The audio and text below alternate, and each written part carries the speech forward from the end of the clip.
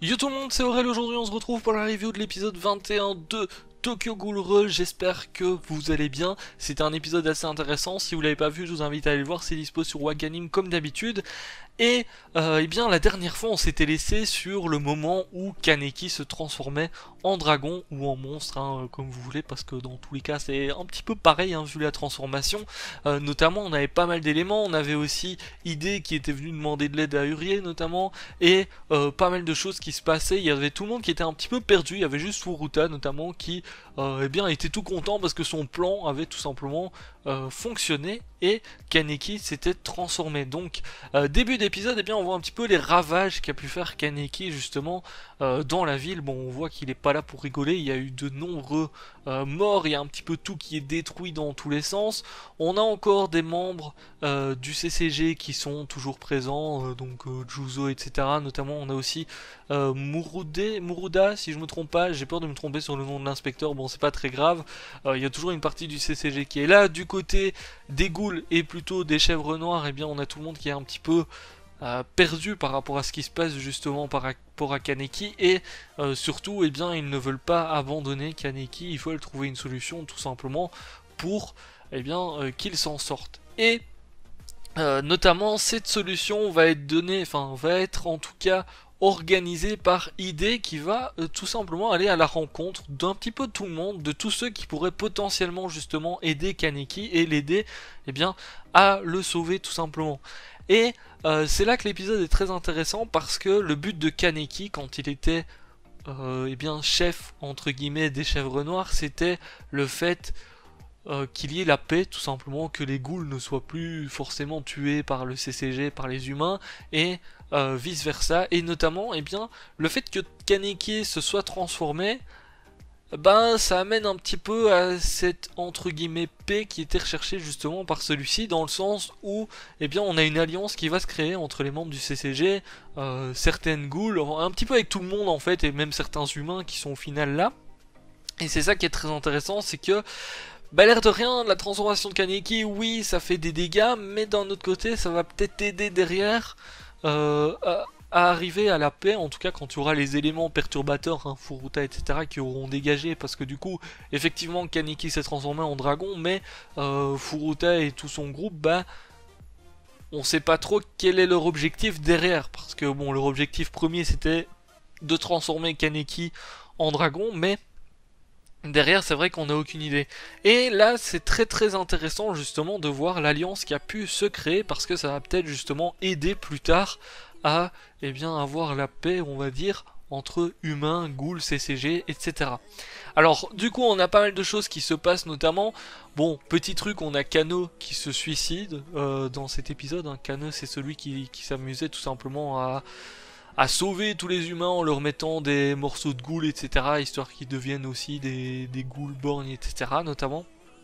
Et donc lui se suicide, et notamment on apprend que Kimi, du coup, Kimi c'était la petite amie de Nishiki. C'est vrai que je l'avais pas reconnu au début, et puis c'est quand Nishiki a commencé à lui parler que bah, je me suis dit, ah mais oui c'est vrai, c'était la petite amie de Nishiki à l'époque, hein, on l'avait vu au début de la saison 1 de Tokyo Ghoul notamment, et puis on l'avait pas revu depuis, et au final bah, il s'avère qu'elle était tout simplement entre guillemets une assistante justement du docteur Kano, et donc bah, notamment elle va faire des recherches un petit peu pour essayer de trouver une solution par rapport justement à Kaneki. Alors la solution ça serait tout simplement d'extraire le corps de Kaneki de tout le Kagune, on va appeler ça comme ça. Je sais pas s'ils ont utilisé un autre terme du coup pour définir tout ce qu'il y a eu comme Kagune, on va dire, qui s'est éparpillé dans la ville, etc. Mais du coup le but ça serait d'extraire Kaneki tout simplement de là, pour eh bien que derrière le Kagune se désintègre, hein, quand il n'y a plus le corps le corps d'où ça vient, quoi, on va dire. Et notamment, eh bien, on a un petit peu des petites choses qui sont imaginées pour pouvoir retrouver le corps, parce que c'est vrai que c'est assez massif. Et bah là, on a justement une petite conversation entre Ide et Toka, du coup, bon, où il parle un petit peu de Kaneki, etc. D'ailleurs, ça fait plaisir de revoir Ide au final. Et bon, on s'en doutait quand on l'a revu que c'est lui, enfin quand on l'a vu en tout cas dans le dernier épisode, qui réintervenait, parce qu'on l'avait vu au début de la saison. Sauf que on l'avait pas forcément revu depuis. Et c'est vrai que dans le dernier épisode, quand il est revenu, on s'est vite dit ah c'est lui qui va essayer de sauver Kaneki, qui va essayer d'organiser quelque chose. Et effectivement c'est le cas. Et notamment lors d'une conversation avec Toka, il reparle un petit peu du mariage que Toka et Kaneki ont fêté, etc. Tout ce qui s'est passé, leur lune de miel, etc.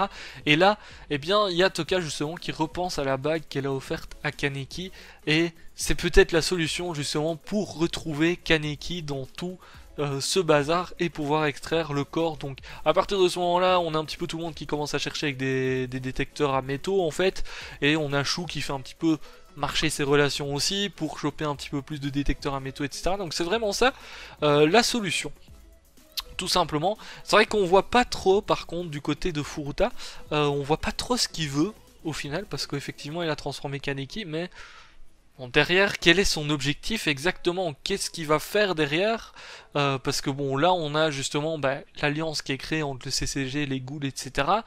Et c'est très bizarre je trouve de ne pas le voir intervenir, parce que bon, peut-être qu'il a confiance en lui, mais genre de ouf, mais c'est vrai que, l'air de rien, une alliance comme ça, il y a quand même pas mal de gros morceaux, on va dire, dedans. Il y a pas mal de personnes qui sont intelligentes, qui savent te battre, etc. Et du coup, qui vont peut-être trouver la solution pour désintégrer, on va dire, tout le Kagune de Kaneki, etc.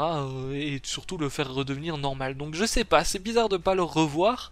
Et du coup, notamment pendant leur recherche justement de la bague, du coup, où ils essayent de détecter la bague, on a Mutsuki qui arrive en face d'Uri et Saiko notamment. Alors Mutsuki, c'est vrai que il s'en veut de ce qui s'est passé parce que il prend ça sur lui en fait, tout simplement. Il prend tout sur lui dans le sens où c'est un petit peu de sa faute si effectivement Kaneki s'est transformé. Bon, après il était sous les ordres de Furuta, etc. Il a été entre guillemets manipulé, donc c'est vrai que c'est compliqué, mais en tout cas il prend tout sur lui, et ça soit dans cet épisode, il est dépassé par les événements, il est en dépression, j'ai envie de dire même, et à un moment donné, justement, il arrive devant Saikyo et Uri, et il décide tout simplement de les affronter. Parce que voilà, il s'en veut un petit peu de ce qui se passe et tout, donc il décide de les affronter pour au final, à la fin, être en mode je vais me suicider. Il veut tout simplement se donner la mort à la fin, sauf que on a justement Uri et Saiko qui s'occupent un petit peu de lui et qui lui disent mais non, nous on veut pas que tu meurs, etc. Enfin vous savez, les trucs d'amitié on va dire basiques dans des moments comme ça.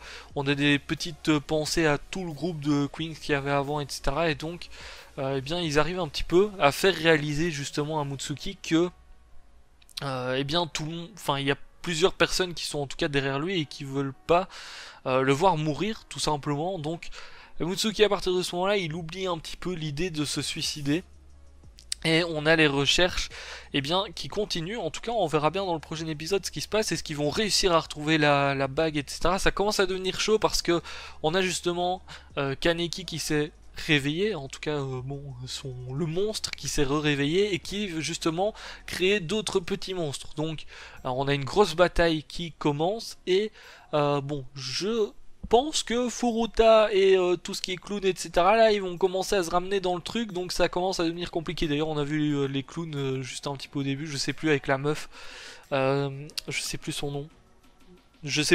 Enfin bref, qui ont essayé un petit peu de semer la discorde, sauf que ça n'a pas fonctionné. Donc je pense qu'ils vont peut-être intervenir justement, et on va peut-être voir leur objectif au final, parce que on le connaît pas vraiment, leur objectif final en tout cas, parce qu'on savait qu'ils voulaient effectivement faire transformer Kaneki depuis 1 ou 2 épisodes. Et bon, Furuta il était tout content, mais maintenant on n'en sait pas plus. Donc à mon avis, on n'est pas au bout de nos surprises. L'épisode en tout cas était sympa. Bon, ça se voit qu'il y a certainement des éléments qui ont été oubliés, c'est clair, mais en tout cas je trouve que on n'est pas perdu par rapport à ce qui se passe ici. C'est vrai qu'à certains moments dans la saison on a pu être perdu, mais là je trouve que, je l'avais déjà dit dans le dernier épisode, mais je trouve que ça fait, maintenant ça doit faire 3, 4, peut-être même 5 épisodes où on est un petit peu perdu. Il y avait vraiment que, au final, les 2, 3, 4 premiers de cette partie 2 qui étaient hyper compliqués à suivre, mais ici je trouve que on suit un petit peu plus facilement les événements, même si il manque certainement des informations et tout ça. Donc on verra si effectivement ils arrivent à sauver Kaneki, si derrière ils arrivent à garder justement une alliance entre ghouls, CCG et humains, parce que l'air de rien, Ok, ils sont en alliance pour sauver Kaneki et pour empêcher le monstre de continuer à évoluer, etc. Le souci, c'est que bah, derrière, Kaneki aura tué tellement de personnes, d'humains, etc. que bah ça risque d'être compliqué et les humains vont peut-être en vouloir encore plus aux ghouls qu'auparavant. Enfin, on verra bien comment est-ce que ça va se passer. Sur ce, je vous laisse ça pour cette review. N'hésitez pas à lâcher le petit pouce bleu si ça vous a plu. Je vous dis à très bientôt. Ciao, bye bye.